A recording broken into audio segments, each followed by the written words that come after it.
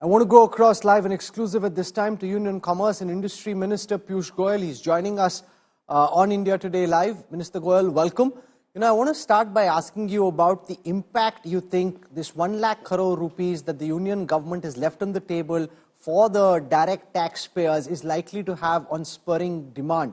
Earlier, the government's focus was on boosting infrastructure spending and using that as a multiplier for growth. Now you've left more money on the table for the middle class in the hope that that will spur demand. To what extent do you think this is going to provide additional growth to the Indian economy and take us towards that target of 8% real growth which is required to be able to become Viksit Bharat by 2047? Minister Goyal, welcome.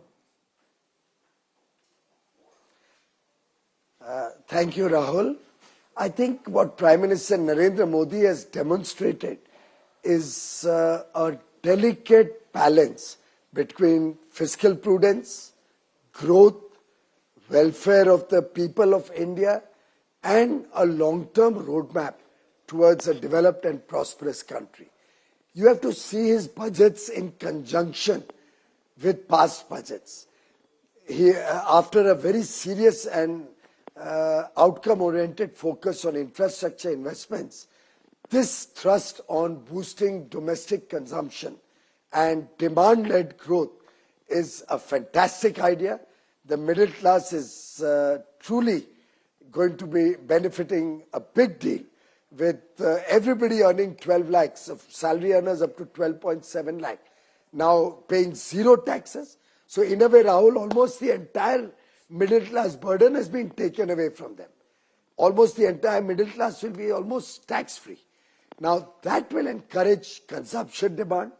That consumption demand offered is also on the back of EMIs and it adds to the credit dispersal. The overall demand for goods and services as it increases will lead to increase in trade, increase in manufacturing, domestic industry gets a fillip.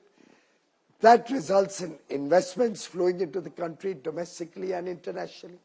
So I call it the virtuous cycle of growth. That was largely centered around investment earlier. Now we will see growth around investment and consumption. That's a perfect mix which has helped other countries become developed nations.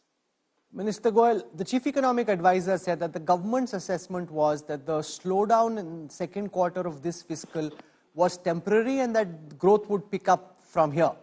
If that is indeed the government's thinking, I want to understand why is the growth target for next year only in the range of 6.3 to 6.8%?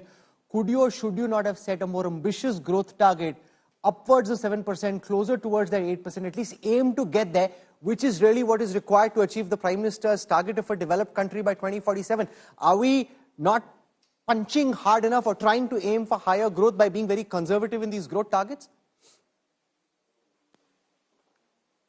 We must bear in mind that we still have two wars which are going on. We must bear in mind that global growth has been very sluggish. Global trade has been even more stretched. So we have to factor in the global situation. We have to factor in the problems that the world is facing. And accordingly, I think being conservative is more prudent rather than coming back to your channel next year and having to answer why we did not meet our targets. Minister Goyal, since I have this opportunity, I want to ask you about... You would rather outperform what we have targeted. No, there is some logic to being conservative in targeting, but an ambitious target also sends a message that the government will then do what is required to be able to push in that direction, which would be above 7%. But I understand the logic that you're giving.